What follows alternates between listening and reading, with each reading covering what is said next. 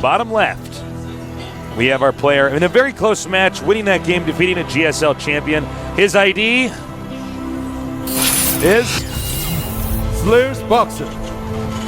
Slayer's Boxer.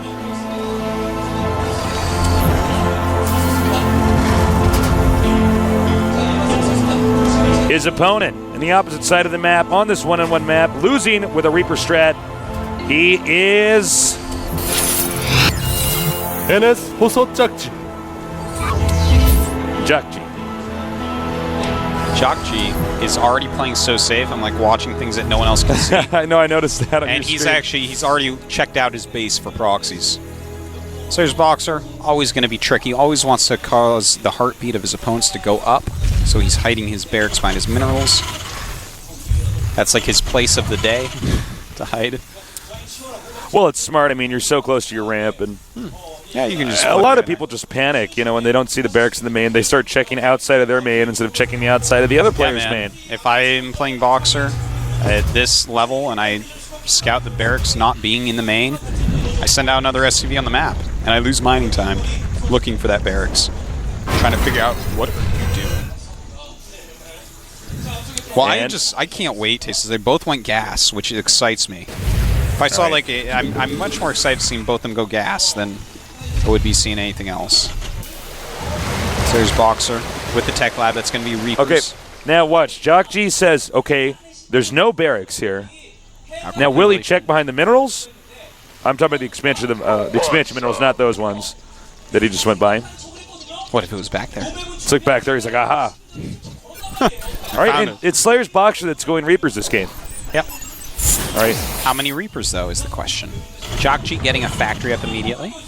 And, oh my God. This is, like, so stressful.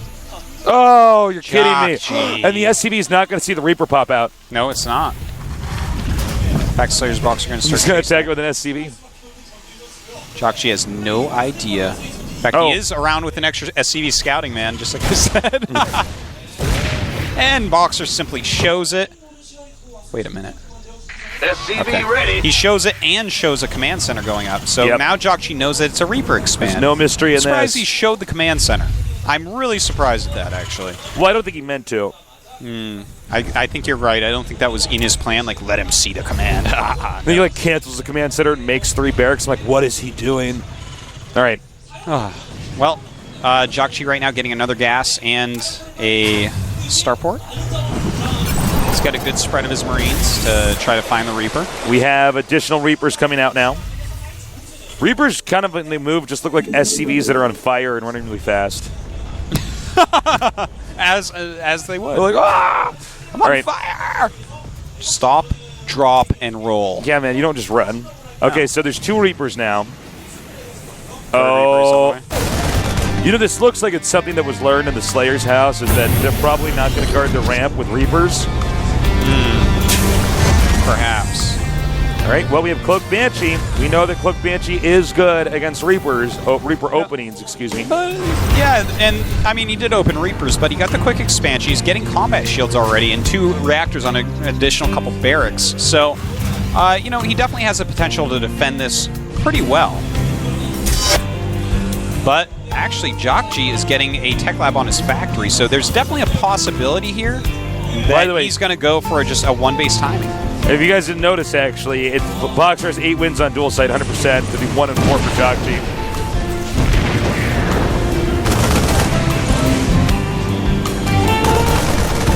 And I think part of this might be to try to keep a Banshee from leaving home.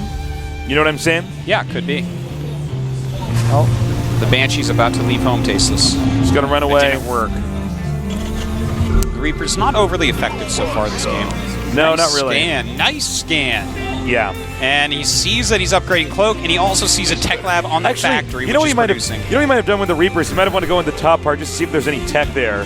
And he sees nothing, so it says there's only one other place you can put tech in the main and scans the bottom. I think that's what he did. You're a smart man. Thank you. You're really smart, actually. All right, here we go. Marines. Very nice. Just delaying the Banshee at all at this point is great. Now, let's see. We do have a starport on the way and an engineering bait just finished up. So Slayer's Boxer is getting ready really, really quickly for this. He's doing a great job so far. And he should know that an all-in is coming as well. All he really needs to do is produce, get stim. He already has his combat shields. He just needs to stay alive, Tasis. Uh-oh. He's driving him back. All right, now if you can get a second scan out of the Terran. Uh-oh, he's got to keep those Reapers alive. Banshees are pretty quick. Yeah, they are. They're almost as quick as Stalkers and Reapers. Not quite. And it looks like jjakji has decided that in this moment he has to attack now. He needs to move out and do some damage. The Marines will be spread. He'll have siege mode done by the time he gets there. All right, so when Slayer's Boxer defends this, he needs to bring his SCVs. He needs to get a good spread. Right. And it looks like he's going to have stim in time, which is just a gigantic deal. He has 2 medevacs on the way. If jjakji doesn't hit before those medevacs, he is in so much trouble. But he does have more supply right now. His army is really scary. All right, he sees it. He needs to get the SCVs ready. Oh, man. Oh, man. Here it all comes. Stim is about to finish. It's almost done. Stim is done. It's finished. If jjakji turns around, Stim will be used. Not until then, though. And Very there you go. nice. The Stim does go up. And he will lose all those SCVs that were as expand.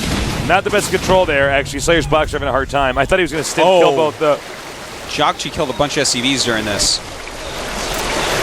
And unfortunately for him in that case, like, I don't know, he's losing maybe too many workers. I think jjakji might be able to win this push.